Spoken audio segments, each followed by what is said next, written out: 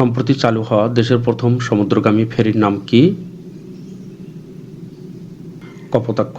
সম্প্রতি চালু হওয়া দেশের প্রথম সমুদ্রগামী ফেরির নাম কপোতাক্ষ।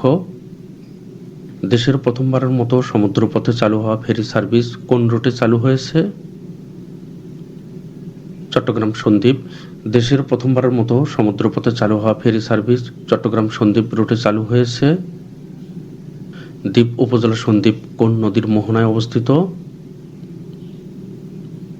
মেঘনা নদী। দ্বীপ উপজেলা সন্দ্বীপ মেঘনা নদীর মোহনায় অবস্থিত। সম্প্রতি জাতিসংঘ বাংলাদেশের রোহিঙ্গা শরণার্থীদের সহায়তায় আন্তর্জাতিক সম্প্রদায়ের কাছে কত ডলার সাহায্য চেয়েছে? 100 কোটি ডলার।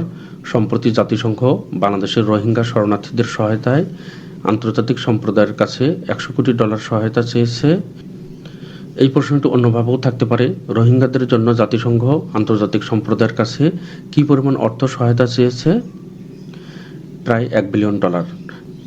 জাতীয় গণহত্যা দিবস কত তারিখে পালিত হয়? 25শে মার্চ। জাতীয় গণহত্যা দিবস 25শে মার্চ তারিখে পালিত হয়।